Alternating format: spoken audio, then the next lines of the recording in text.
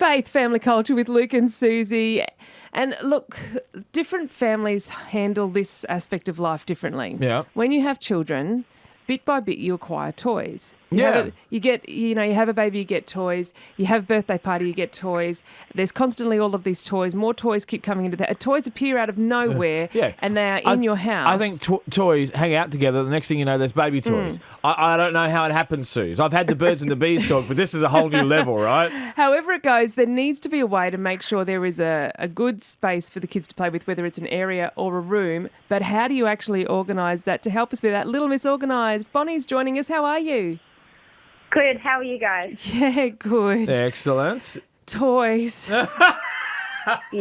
Look, they breed overnight. You just shut the cupboard and you wake up and there's more. I just don't know how it does it. It's amazing. It really is. And like I'd understand if it was there was mummy toy and daddy toy and the baby toy look just like the mummy toy and the daddy toy, but it's a whole different species. And it's usually on the floor and sharp.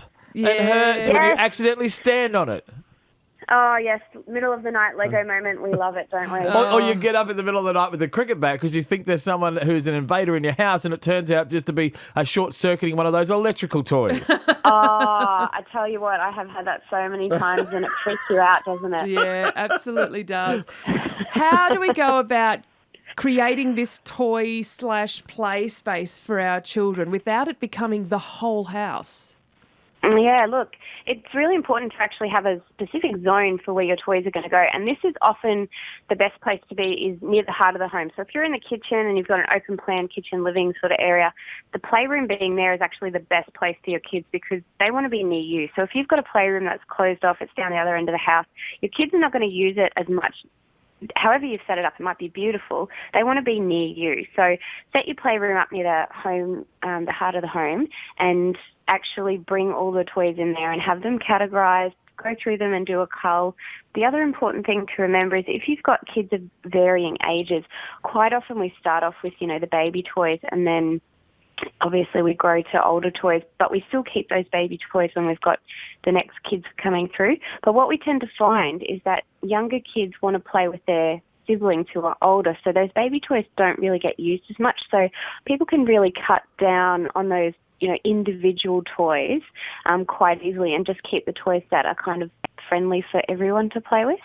Ah, okay. So keeping age specific, because that's the thing, isn't it? We kind of forget what's there. If it's not organised, we forget what toys are even in there, and suddenly you go back and you find a blankie and a. Well, this is like we talked recently about the pantry, Suze. Yeah. And this to me is the toy section is like the pantry. You go through and organise it and you go, yeah, great, everything's categorised. And then the next 3 days later, there's stuff that you realise is just useless and it's not there. Where did it come from?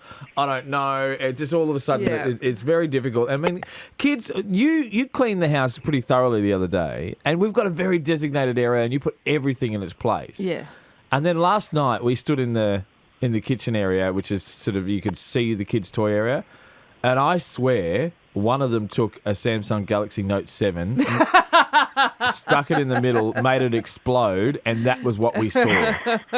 I swear. It feels like it. It feels like it, Bonnie. Keeping it organised, how involved are your children in keeping their own play area clean? Look, I've got a son who's nearly 2 and my daughter's 7 months, so she's not very involved at all. But my 2-year-old, he's actually really good, and he's been good since about 12 months on. From a very early age, okay, it's pack up time. Mummy's going to help you pack up. Let's pack away. Can you put this in the box for me when he was old enough to walk or crawl or whatever? And kids just naturally are interested and curious in what you're doing, so they're going to learn the best from watching and copying mum and dad. So I have just modelled that for him over and over again. And those days where he throws a bit of a tantrum and doesn't want to pack up, I just encourage him to do it. And if I get down there and I have to pack up 90% of them and he only does 10%, that's okay for that day because there are other times where he will pack up everything on his own. Yeah. When your mum is called Little Miss Organised, what hope do you have, Sue? Yeah. I know. I tell you, like he reminds me we come home and he's shoes. Can we put the shoes away now? That's fantastic. Just getting some messages through before we let you go that when referencing about the playroom being down at the other end of the house and they want to be near you. So the message is saying they know the kids want to be near us. That's why it's no accident that the playroom's down the other end of the house. I'm just passing on the message. Oh, Bonnie from Little Miss Organised, we thank you so much for helping us get our houses in order. Really appreciate your time. Not a problem. Chat next time.